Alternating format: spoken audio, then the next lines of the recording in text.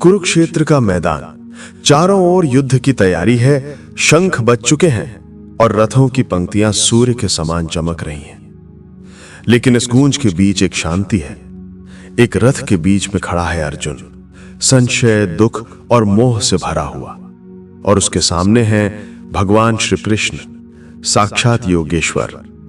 आज की कथा उसी संवाद की है जहां भगवान अर्जुन को ज्ञान कर्म संन्यास योग का गूढ़ रहस्य समझाते हैं। यही है भगवत गीता का चौथा अध्याय, ज्ञान कर्म और संन्यास के बीच की दिव्य समरसता। कृष्ण मुस्कुराते हैं और कहते हैं कि हे पार्थ, मैंने ये अमर योग सूर्यदेव को कहा था। सूर्य ने अपने पुत्र मनु को और मनु ने इक्ष्वाकु को।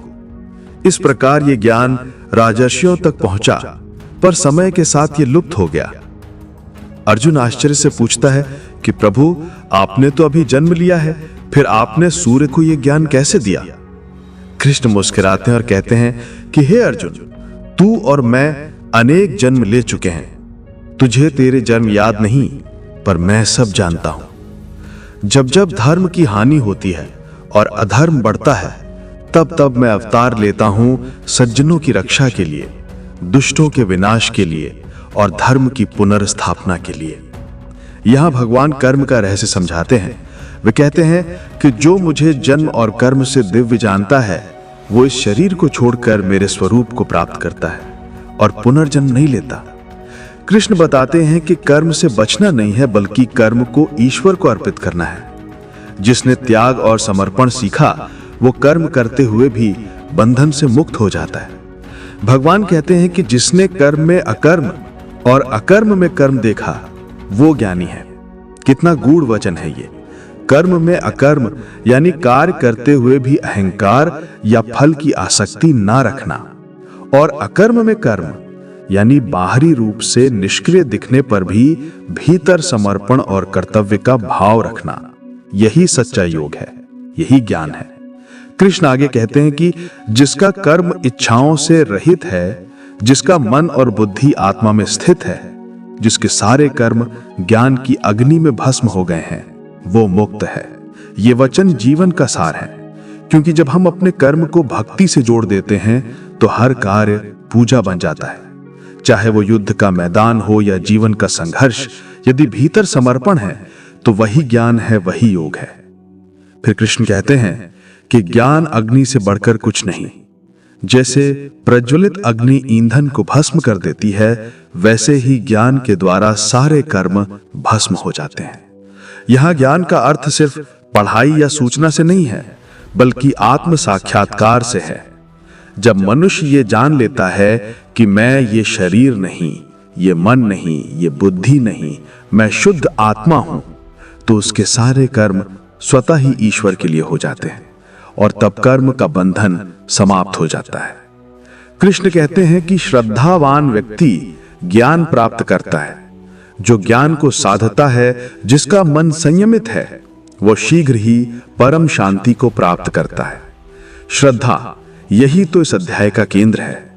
कर्म करने के लिए बल चाहिए, ज्ञान पाने के लिए बुद्धि चाहिए, पर ईश्वर को पाने के लिए श्रद्धा चाहिए।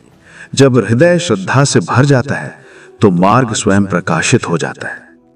कृष्ण अर्जुन से कहते हैं कि हे भारत, यदि तू अज्ञान से ग्रसित है, तो ज्ञान की तलवार से उस अज्ञान को काट डाल।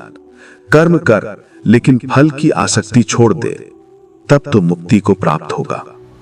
यह कोई साधारण उपदेश नहीं था, यह स्वयं जीवन का शाश्वत नियम था। कर्म करना, लेकिन समर्पण के साथ, यही जीवन की कला है। अर्जुन की आंखों में अब नई ज्योति है। वो जान चुका है कि युद्ध सिर्फ बाहरी नहीं, भीतर भी चलता है, अहंकार और आत्मा के बीच। ज्ञान वो शस्त्र है जो इस आंतरिक अंधकार को मिटाता है। कृष्ण कहते हैं कि हे अर्जुन, कर्म कर, क्योंकि कर्म ही श्रेष्ठ है। कर्म से ही संसार चलता है। कर्म का त्याग नहीं, कर्म की आसक्ति का त्याग ही मुक्ति है। और यहीं से अर्जुन का भ्रम मिटता है। वो जान जाता है कि ज्ञान और कर्म विरोधी नहीं, बल्कि एक दूसरे के पूरक हैं। कर्म से जीवन चलता है और ज्ञान से जीवन दिशा पाता है। कृष्ण की वाणी उसके हृदय में उतर जाती है। वो कहता है, अब मेरा मोह नष्ट हो गया है, मैं जाग गया हूं। आपकी कृपा से मैंने सत्य जान लिया है, अब मैं अपना कर्तव्य निभाऊंगा। भगवत गीता का यह अध्याय हमें यही सिखाता है कि ज्ञान और कर्म एक ही मार्ग की दो दिशाएं हैं। ज्ञान हमें भीतर से मुक्त करता है, कर्म हमें बाहर से सक्रिय रखता है।